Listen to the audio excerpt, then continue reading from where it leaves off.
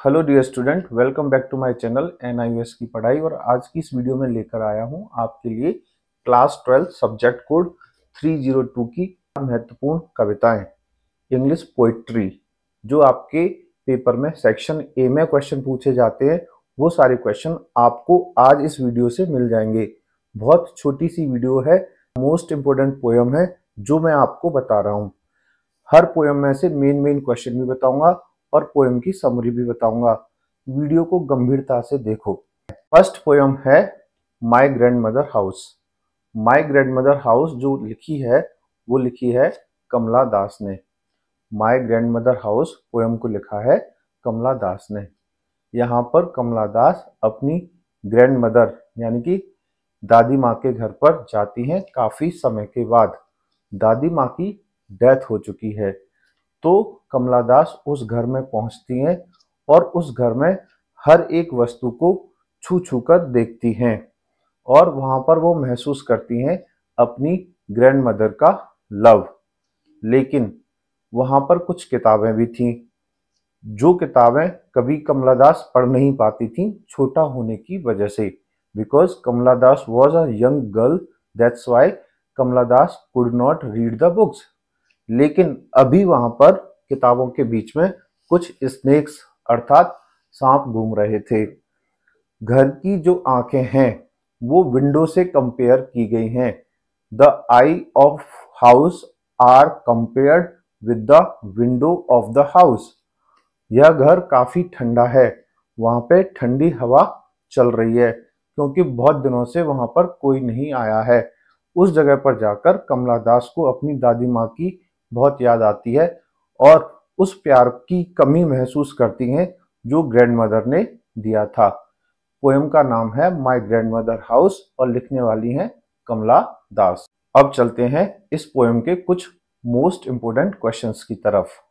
The most important question from this poem are what happened to the house after the grandmother died. The house withdraw into the silence after the grandmother death। अर्थात दादी माँ की मृत्यु के बाद घर का क्या हुआ। घर पूरी तरह से साइलेंस यानी कि शांति में चला गया था। Second question, why was the poet not able to read the books?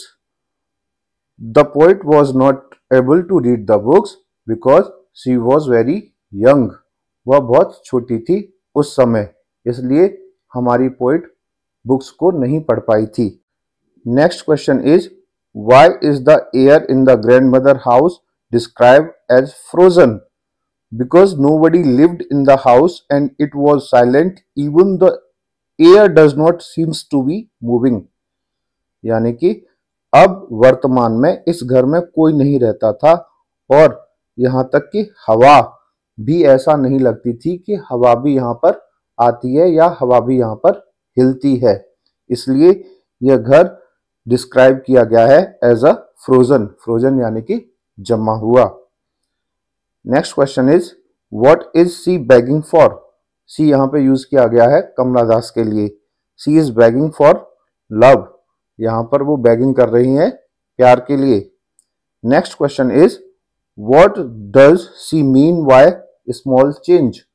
यानी कि स्मॉल चेंज का क्या मतलब है। A little love, love in small quantity is the meaning here for small change. My dear student, ये थे इस poem के कुछ most important question. Next poem है night of the scorpion. Night of the scorpion इसका मतलब होता है बिच्छू वाली रात। इस कविता में हमारा पोएट जो काफी गरीब था बचपन में, अपनी माँ के साथ जमीन पर अपने कच्चे घर में सो रहा होता है। यह एक बरसात वाली रात है। लेकिन हुआ क्या वहां पर कि एक बिच्छू आता है और माँ को डंक मार देता है, यानी कि स्टंग कर देता है। जब यह बात पोइट के पिताजी को पता चलती है तो वह हल्दी लगाते हैं और जब यह बात गांव के लोगों को पता चलती है तो सारे के सारे लोग वहां पर आ जाते हैं और 100 टाइम्स यानी कि 100 बार भगवान का नाम जपते हैं। सारी रात चारों तरफ से घेर कर लोग माता जी को वहां पर बैठे रहते हैं। मॉर्निंग में होता क्या है, अंत में माता जी को होश आ जाता है और वो ठीक महसूस करती हैं। जब माताजी जगती हैं तो माताजी कहती हैं, थैंक गॉड, मुझे इस बात की बहुत खुशी है कि स्कॉर्पियन ने यानी कि बिच्छू ने सिर्फ मुझे काटा, मेरे बच्चों को नहीं काटा। इस तरह इस कविता में एक माँ का प्यार भी दिखाया गया है। हाँ, एक बात और, यहाँ पर यह भी पूछा गया है, डंक मारने के बाद बिच्छू कहाँ चला जाता है? डंक मारने के बाद बिच्छू अर्थात स्कॉर्पियन चावल की बोरी के पीछे छिप जाता है। चावल की बोरी को इंग्लिश में बोलते हैं sack of rice, SACK, sack of rice, यानी कि चावल की बोरी। First question is, where did the scorpion crawl, यानी कि स्कॉर्पियन कहाँ चला जाता है? The scorpion crawl under sack of rice. Second question है, who is I in the poem? Answer is the poet is I in the poem, यानी कविता में आई शब्द किसके लिए प्रयोग किया गया है? तो यह प्रयोग किया गया है हमारे पोइट के लिए। Next question is, why did the peasant से the name of God 100 times, यानी कि जो पीजेंट्स यहाँ पे किसके लिए यूज किया गया है? किसानों के लिए। पीजेंट अर्थात किसान अर्थात गांव वाले लोग 100 बार भगवान का नाम क्यों लेते हैं? पीजेंट से the name of God 100 times to paralyse the evil, वह चाहते थे यानी कि जो जहर है बिच्छू का वो जल्दी से जल्दी खत्म हो जाए। Next question is, why did the mother feel relieved? The answer is, mother was feeling relieved because scorpion stung only her and left her children. Mother इसलिए रिलाइव्ड फील कर रही थी कि बिच्छू ने सिर्फ उन्हें काटा और बच्चों को छोड़ दिया। Next question is, what drop the scorpion inside the house, यानी कि बिच्छू घर में अंदर क्यों आया? It was a dark rainy night, यानी कि रात भी थी और बारिश भी हो रही थी, इसलिए the scorpion came inside the house. ये थे इस पोएम के महत्वपूर्ण प्रश्न। अब चलते हैं नेक्स्ट पोएम की तरफ। नेक्स्ट पोएम का नाम है where the mind is without fear. यह पोएम लिखी है रविंद्रनाथ टैगोर ने। याद रखना, पूछा जाता है where the mind is without fear किसने लिखा है? रविंद्रनाथ टैगोर ने।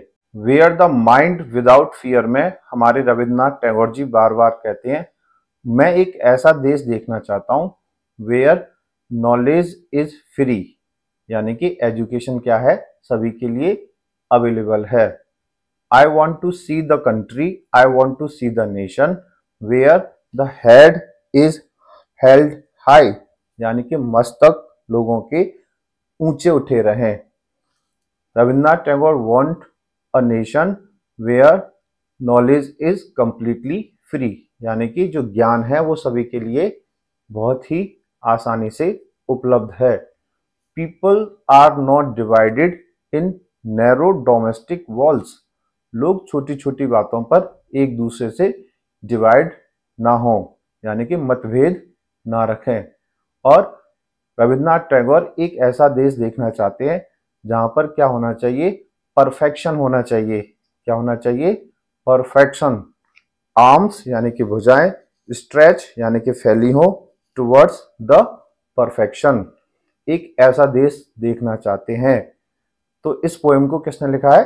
रविंद्रनाथ टैगोर ने। और पोएम का नाम है where the mind is without fear, यानी कि जहां पर किसी के दिमाग में, किसी के मस्तिष्क में किसी भी प्रकार का डर न हो। अब चलते हैं इस पोएम के कुछ महत्वपूर्ण प्रश्न और उत्तर की तरफ। What does the poet mean by knowledge is free, यानी कि रविंद्रनाथ टैगोर का इससे क्या मतलब है? Knowledge is free. A country where knowledge is available to everyone without any discrimination. Rabindranath Tagore कहते हैं एक ऐसा देश जहां पर नॉलेज और एजुकेशन सभी को बिना किसी भेदभाव के मिले। Next question is, what is mean by narrow domestic walls? Narrow domestic walls mean the idea which are narrow minded and poor thinking, यानी कि ऐसे आइडिया जो काफी पुरानी सोच के हैं, छोटी सोच के हैं और नैरो माइंडेड लोगों के हैं, उनको कहा गया है narrow domestic wall. Next question is what is mean bye tireless striving. Tireless यानी कि बिना थके। तो अब बात करते हैं इसके आंसर की। The efforts which are continuous for the perfection, यानी कि ऐसे प्रयास जो परफेक्शन के लिए लगातार होते रहते हैं, उसको बोला गया है tireless striving. Next question is how does the poet describe heaven of freedom, यानी कि हमारे Rabindranath Tagore heaven of freedom को कैसे डिस्क्राइब करते हैं। Where head is held high, यानी कि एक ऐसा देश जहां पर लोगों के सर सम्मान से ऊंचे हों। नॉलेज इज फ्री, नॉलेज वहां पर फ्री हो।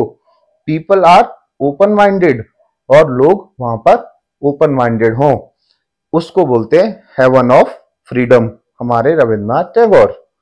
Next is why is reason compared with the clear stream. Clarity of thought is compared with the clear stream, यानी कि क्लियरिटी ऑफ थॉट का मतलब होता है विचारों की स्पष्टता। Clarity of thought is compared, तुलना की गई है with the clear stream. My dear student, ये थे इस पोयम के महत्वपूर्ण प्रश्न। माय डियर स्टूडेंट, फोर्थ और लास्ट जो पोयम है वो है द रोड नॉट टेकन। ऐसे रास्ते जो कभी किसी ने अपनाए ही नहीं। तो यहाँ पर जो हमारा पोइट है वो बहुत कंफ्यूज है। उसके सामने ना दो रास्ते हैं। एक ऐसा रास्ता जो काफी सूखा है, यानी कि ड्राई पाथ है, और एक ऐसा रास्ता जो काफी ग्रेसी है, ग्रेसी यानी कि हरा भरा। तो हमारा पोइट इस बात को लेकर बहुत कंफ्यूजन है कि वह किस रास्ते पर आगे बढ़े।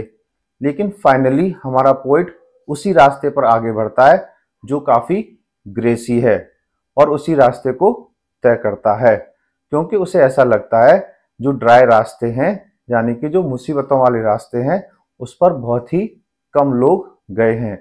इस पोयम में ये बताने की कोशिश भी की गई है कि ऐसे लोग बहुत कम होते हैं जो अपने रास्ते खुद बनाते हैं। The road which are not taken, यानी कि ऐसे रास्ते जिन पर कोई चला नहीं है, जिसको किसी ने तय नहीं किया है। यहाँ पर हमारा जो पोइट है वो कंफ्यूज भी होता है, थोड़ी देर रुकता भी है, आगे की तरफ देखता भी है, और आगे की तरफ इसलिए देखता है, वह जानने की कोशिश करता है कि आगे जाकर क्या अंत होगा, लेकिन वह ऐसा कर नहीं पाता क्योंकि उसको अंत नहीं दिखाई पड़ता। इसलिए इस पोएम का नाम रखा गया है द रोड नॉट टेकन। हम दूसरे शब्दों में यह भी समझ सकते हैं, जिंदगी में कुछ रास्ते ऐसे होते हैं जो काफी सरल होते हैं, और कुछ रास्ते ऐसे होते हैं जो काफी मुश्किल होते हैं। तो लोग उन्हीं रास्तों पर चलना चाहते हैं जो काफी सरल होते हैं। अब चलते हैं इस पोएम के क्वेश्चन और आंसर की तरफ। Why does the poet call the woods yellow board? यानी कि हमारा जो पोइट है वो वुड्स को येलो बोर्ड क्यों कहता है। इट वॉज द ऑटम, यह ऑटम का टाइम था। द लीव्स वर येलो, सारी पत्तियां क्या हो गई थी, पीली हो गई थी। Who is the traveller, why does he feel sorry, यानी कि ट्रेवलर कौन है, वो कौन व्यक्ति है जो रोड पर ट्रेवल करना चाहता है। The poet is traveller, he feel sorry because he can not travel both the road. हमारा जो पोइट है वही ट्रेवलर है, और वह इसलिए सॉरी फील करता है कि वह दोनों रास्ते एक साथ ट्रेवल नहीं कर सकता।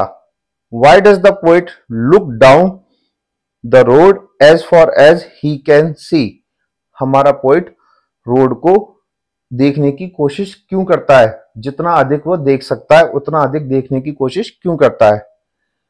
The poet want to know what lies ahead, हमारा पोइट जानना चाहता है कि आगे क्या है। Next question is why does the other road have better claim, यानी कि जो दूसरे रोड है वो बेटर क्यों लगते हैं। Because it was grassy and very green, क्योंकि यह रास्ता काफी ग्रेसी था और हरा भरा था। What do the two road stand for in the poem? यानी कि इस पोयम में टू रोड यानी कि दो रास्ते का क्या मतलब है? The two road stand for the choice we have to make in the life. यहाँ पर यह बताने की कोशिश की है, जिस तरह यहाँ पर दो रोड हैं, उसी तरह जीवन में भी हमारे पास चॉइस आती है कि हमें क्या करना है और क्या नहीं करना।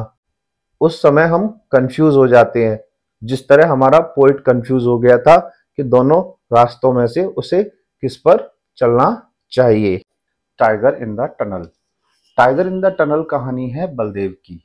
बलदेव एक गेट कीपर था रेलवे क्रॉसिंग पर। बलदेव के बेटे का नाम था टेम्बू।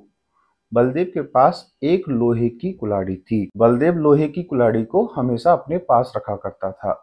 बलदेव की जिम्मेदारी थी, जब भी ट्रेन आती थी तो वह ट्रेन को सिग्नल दिखाया करता था और ट्रेन वहां से गुजर जाती थी। वहां पर एक टनल भी थी। एक रात बलदेव ड्यूटी पर था। वह टनल में देखने गया कोई जंगली जानवर तो नहीं आ गया। उसने अपने बेटे टेम्बू से कहा, टेम्बू आप यहाँ झोंपड़ी में आराम करो, मैं देखकर आता हूँ। जब बलदेव ड्यूटी पर था अर्थात टनल में था, तो बलदेव ने देखा एक टाइगर। उस समय बलदेव के पास लोहे की कुल्हाड़ी थी, जो कुल्हाड़ी उसके पिताजी ने उसके लिए तैयार की थी जंगली जानवरों से रक्षा करने के लिए। बलदेव ने टाइगर को देखा और सोचा, अगर वह वहां से भागता है तो टाइगर उसको मार देगा। इसलिए बलदेव ने फैसला किया कि वह टाइगर से लड़ेगा। बलदेव ने टाइगर की तरफ कुल्हाड़ी लेकर आगे बढ़ा और बलदेव ने कुल्हाड़ी से टाइगर पर हमला कर दिया। लेकिन टाइगर तो टाइगर था, कोई भेड़ बकरी तो था नहीं। टाइगर ने भी बलदेव पर अटैक किया और बलदेव को मार दिया।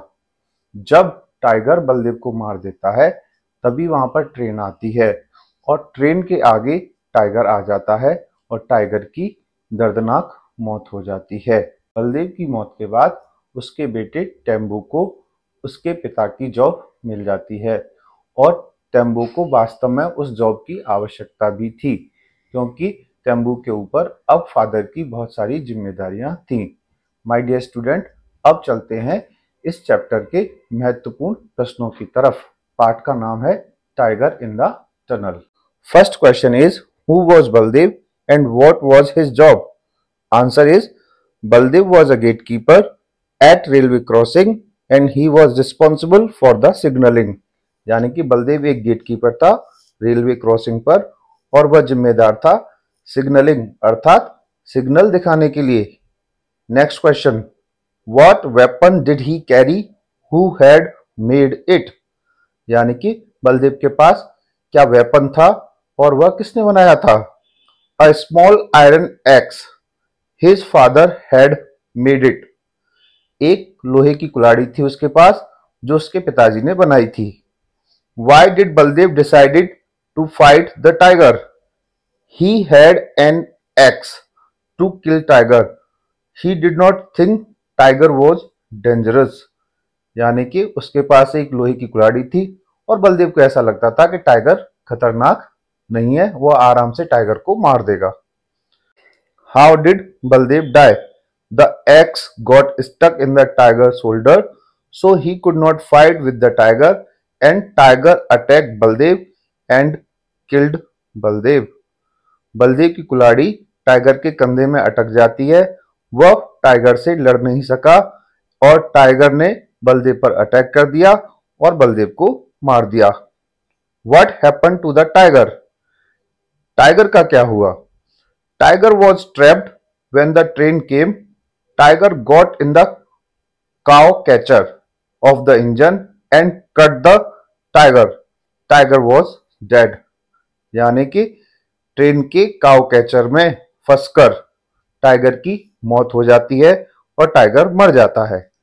Next question is, who was Tembu and why did he take up his father job soon after his death? Tembu was the son of Baldev and he got his father job because now he had lot of responsibility. टेम्बो ने अपने पिता की job ली क्योंकि अब उसके पास बहुत सारी जिम्मेदारियां थी। My dear student, next story है, नेक्स्ट चैप्टर है my son will not a beggar be. यह कहानी है वेद मेहता की। वेद मेहता एक ब्लाइंड चाइल्ड थे। वेद मेहता के पिताजी डॉक्टर थे और मदर हाउसवाइफ थी। वेद मेहता के 3 बहनें थीं और एक भाई था और कई सारे नौकर भी थे।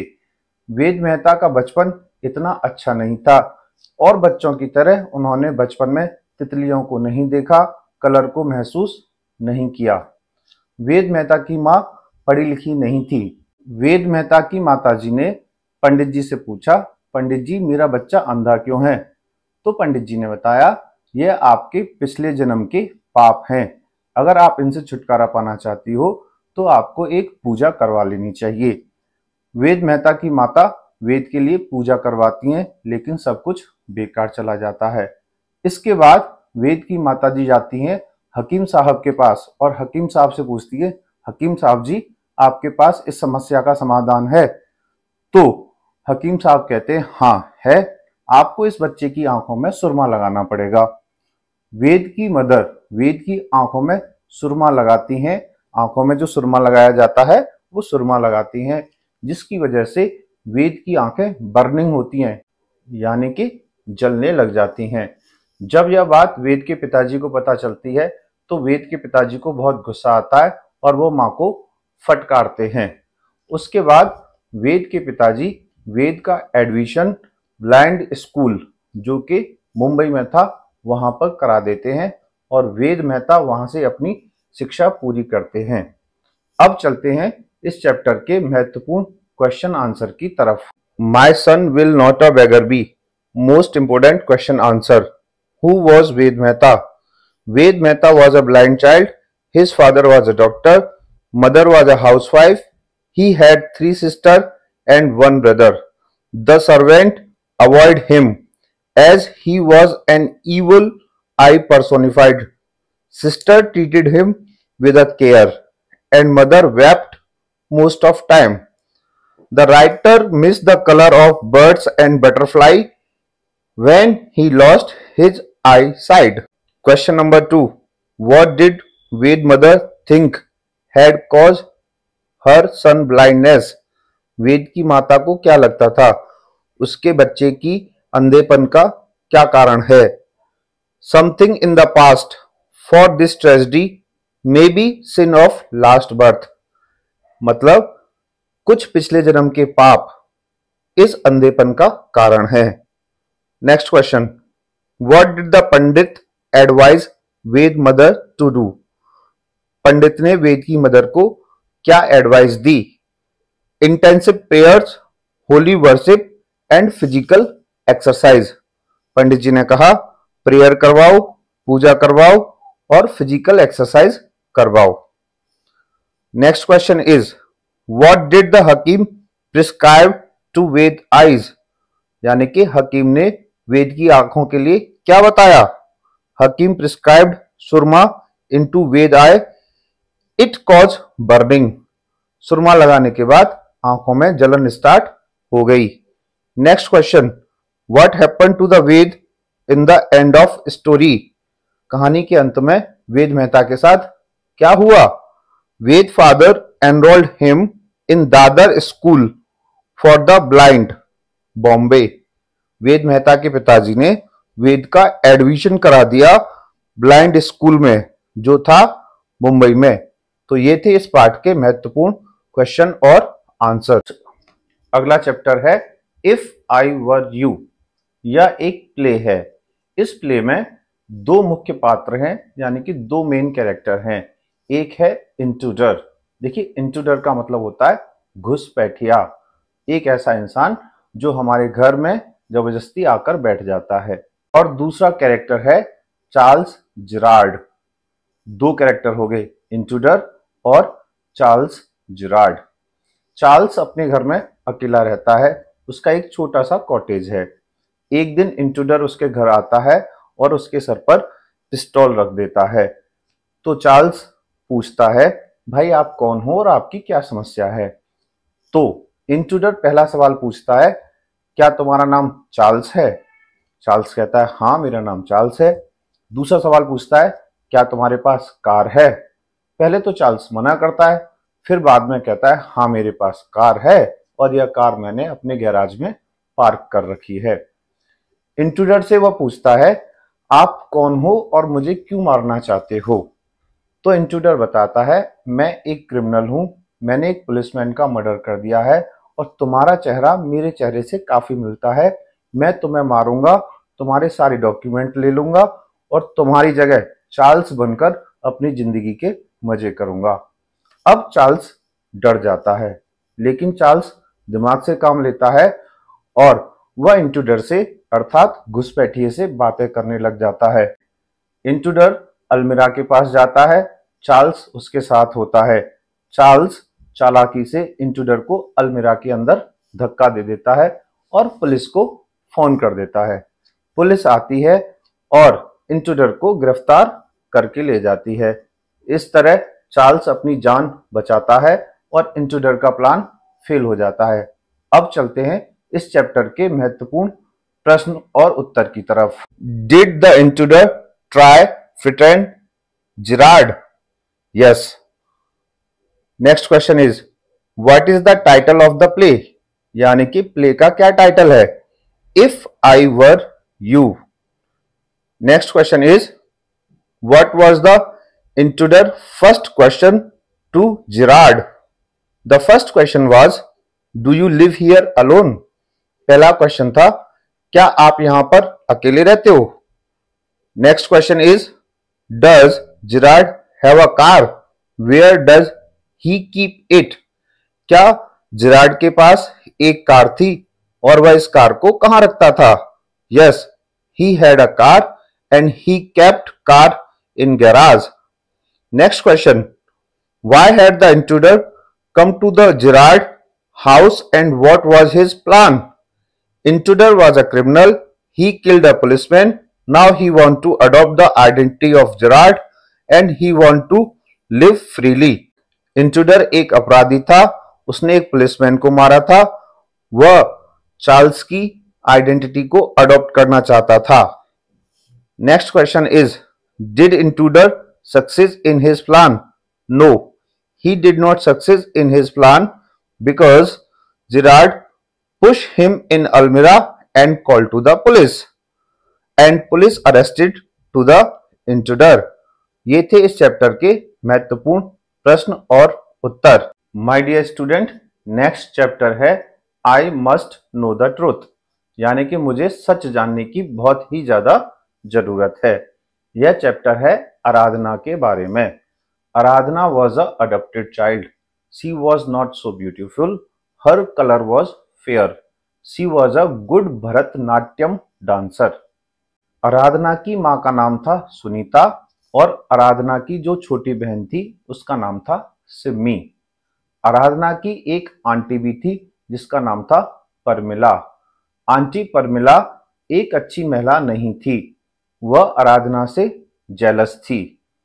एक दिन आराधना अपने स्कूल के एनुअल डे में परफॉर्म कर रही थी। परफॉर्म करने के लिए उसे जाना था। परिवार के सभी लोगों को बड़ा फक्र था।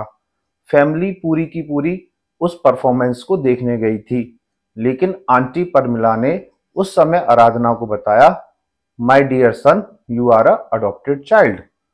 इसके बाद आराधना शॉक्ड हो गई। उसने डिसाइड किया कि वह अब परफॉर्म नहीं करेगी। तभी आराधना के पेरेंट्स आते हैं और उससे कहते हैं प्यारी बेटी आराधना, आप हमारी बहुत अच्छी बेटी हो और हम आपको अपनी छोटी बेटी सिम्मी से भी ज्यादा प्यार करते हैं।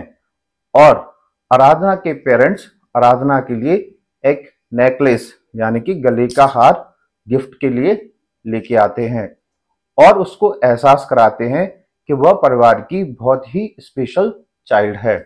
उसके बाद आराधना को एहसास होता है अपने माता पिता के प्यार का और आराधना डांस परफॉर्म के लिए तैयार हो जाती है। और उस दिन आराधना बहुत ही बेहतरीन डांस करती है और वह डांस परफॉर्मेंस उसने अपनी माँ के लिए डेडिकेटेड की थी। तो यह चैप्टर है I must know the truth. अब चलते हैं इस चैप्टर के महत्वपूर्ण प्रश्न और उत्तर की तरफ। First question is, who was Aradhana? Aradhana was adopted child. She was going to perform in Kamla Devi School of Dance and Music annual day. She was not so beautiful. Her mother name was Sunita. Her sister name was Simmi and auntie name was Parmila. Second question. What word of Aunt Parmila hurt Aradhana the most? यानी कि aunty Parmila के कौन से word आराधना को बहुत ज्यादा चुभते हैं? Aunt Parmila के वर्ड थे, Aradhana is an adopted child. यह बात आराधना को बहुत ज्यादा हर्ट करती है। Next question is, how did Aradhana learn the truth? यानी कि आराधना को सच कैसे पता चलता है? Aunt Parmila told the secret. Next question is, did Aradhana wear the necklace her parents had given her? क्या आराधना उस नेकलेस को पहनती है, उस गले के हार को पहनती है जो उसके पेरेंट्स ने उसे गिफ्ट में दिया था? Yes, the answer is yes. Parents gifted her a necklace and finally she wear the necklace. Next question is, why Aradhana family member proud of her? Aradhana के फैमिली मेंबर उस पर क्यों प्राउड करते थे? She had been selected to inaugurate the annual show of her school. उस लड़की को select किया गया था, यानी कि आराधना को सेलेक्ट किया गया था स्कूल के एनुअल डे के इनोग्रेशन प्रोग्राम के लिए, तो इसलिए सभी लोग बहुत प्राउड फील कर रहे थे। Next question is, she dance for one person only and who was that person? Aradhana dance that day for her mother because she loved her mother. Performance was dedicated to her mother. यानी कि उस दिन जो आराधना की performance थी सिर्फ और सिर्फ उसकी मदर के लिए थी। वह परफॉर्मेंस उसने अपनी मां को डेडिकेट की थी। The last question is, why Aradhana left the stage? Aradhana ने स्टेज को क्यों छोड़ दिया था? Aunt told her truth. Aradhana became upset and decided not to perform in school annual day.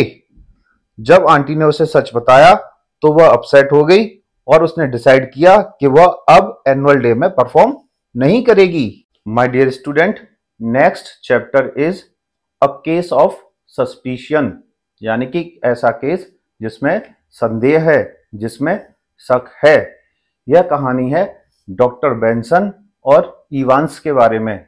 Evans एक एम्बुलेंस ड्राइवर था जिसने अपनी जॉब खो दी थी और वह अब नई जॉब सर्च कर रहा था। डॉक्टर बेंसन एक अच्छे डॉक्टर थे और उनके पिताजी भी डॉक्टर थे। मिसेज ऑट श्योरले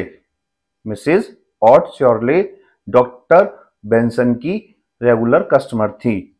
एक दिन बारिश वाली रात में डॉक्टर बेंसन के पास मिसेज ऑट श्योरले का कॉल आता है और कहते हैं, आपको एक प्रेगनेंसी केस के लिए मेरे घर आना पड़ेगा। तो डॉक्टर बेंसन अपनी कार लेते हैं और अपने मेडिकल का सामान लेते हैं, अपने बैग भी उठाते हैं और गाड़ी को ड्राइव करते हुए जा रहे होते हैं मिसेज ऑट श्योरले के घर पर। रास्ते में उनको इवांस मिलता है और इवांस उनसे कहता है, डॉक्टर साहब क्या मुझे आपकी कार में लिफ्ट मिल सकती है? डॉक्टर साहब कहते हैं, ठीक है, आ जाओ, बैठ जाओ। तो इवांस डॉक्टर साहब की कार में आकर बैठ जाता है। उसके बाद इवांस डॉक्टर साहब से कहता है, डॉक्टर साहब क्या आपके पास सिगरेट है? मुझे एक सिगरेट चाहिए। तो डॉक्टर बेंसन कहते हैं, ठीक है, मैं तो कार चला रहा हूं, आप एक काम करिए, मेरी पॉकेट में हाथ डालिए और सिगरेट निकाल लीजिए। इवांस बिल्कुल वैसा ही करता है। कुछ देर बाद इवांस दोबारा सिगरेट मांगता है। डॉक्टर बेंसन फिर से कहते हैं, एक काम करिए, आप मेरी पॉकेट में हाथ डालिए और सिगरेट निकाल लीजिए। अचानक डॉक्टर बेंसन को लगता है जब इवांस जेब के अंदर से अर्थात पॉकेट में से सिगरेट निकाल रहा था तो उसी पॉकेट में डॉक्टर साहब की एक महंगी घड़ी अर्थात वॉच रखी हुई थी और इवांस ने उसको भी खींच लिया। जब डॉक्टर साहब को ऐसा लगता है तो डॉक्टर साहब दूसरी जेब में अपना हाथ डालते हैं और अपना पिस्तौल निकालते हैं और पिस्तौल निकालने के बाद इवांस के यहाँ पे लगा देते हैं और कहते हैं मेरी घड़ी मुझे वापस कर दो। इवांस को समझ नहीं आ रहा था ये क्या हो रहा है। वह डॉक्टर साहब से कहता है डॉक्टर साहब मेरे पास तो आपकी कोई वॉच नहीं है। लेकिन डॉक्टर साहब इवांस की जेब में हाथ डालते हैं और उसकी जेब में से कुछ निकालते हैं और अपनी जेब में रख लेते हैं और इवांस को अपनी कार से बाहर धक्का दे देते हैं।